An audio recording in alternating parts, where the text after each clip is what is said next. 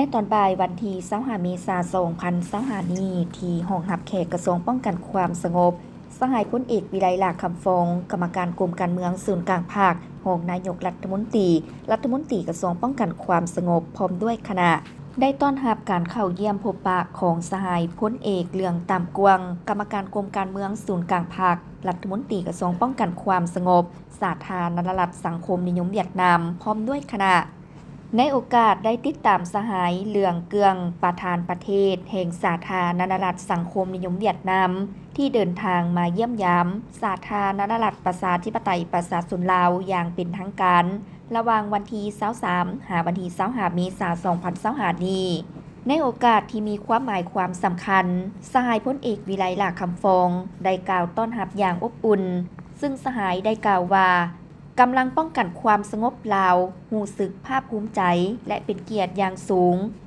ที่ได้ต้อนรับสหายพลเอกเหลืองตามกวงกรรมการกรมการเมืองศูนย์กลางภาครัฐมนตรีกระทรวงป้องกันความสงบแห่งสาธารณรัฐสังคมนิยมเวียดนามพร้อมด้วยคณะโอกาสที่สหายติดตามสหายประธานประเทศเหลืองเกืองเดินทางมาเยี่ยมยามสาธารณรัฐประชาธิปไตยประชาชนลาวอย่างเป็นทางการซึ่งได้นำเอาความสามัคคีหักแพงฐานเพื่อนมิตรสหายอายน้องแบบพิเศษและความอบอุ่นสนิทสนมมาสู่กำลังป้องกันความสงบประชาชนลาวซึ่งการพบปะกันทั้งสองฝ่ายครั้งนี้อยู่ในท่ามกลางบรรยากาศสองพรรคสองรัฐสองศาสตร์พวกเฮา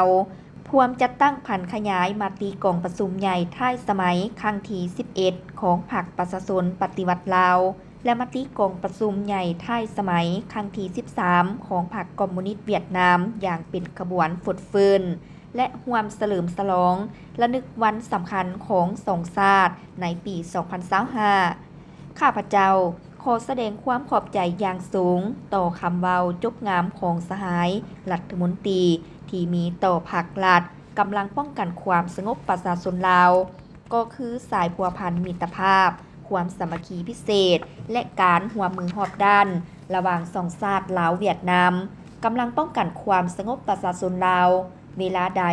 ก็ตีราคาสูงต่อผลงานและไซสนะของกำลังป้องกันความสงบประชาชนเวียดนามในการสืบต่อปฏิบัติภารกิจปกปักรักษา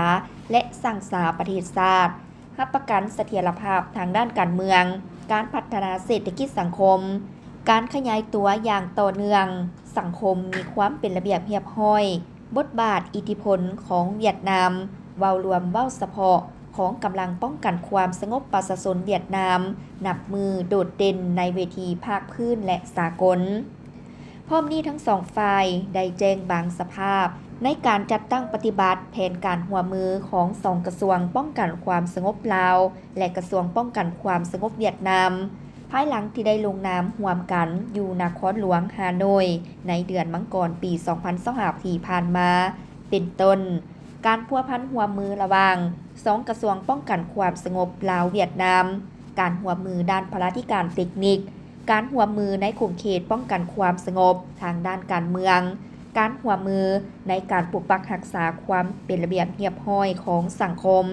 และรับประกันความปลอดภัยให้แก่พลเมืองของสองฝ่าย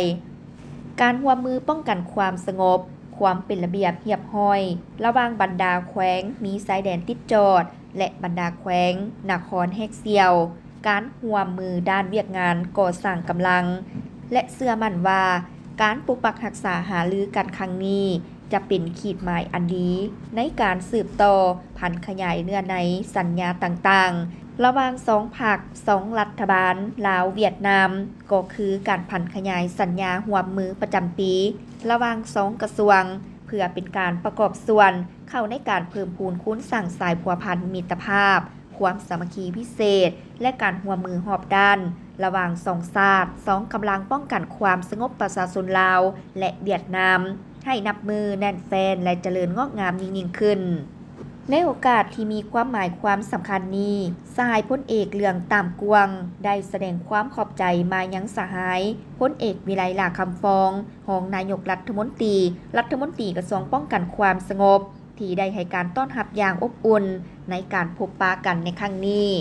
และจะนำเอาเนื้อในจิตใจที่ได้พบปะกันนำไปจัดตั้งพันธุ์ขยายเข้าสู่หน้าเวียกตัวจริง ระหว่างสองกระทรวงป้องกันความสงบลาวเวียดนามให้นับมือแตกดอกออกผลยิ่งขึ้น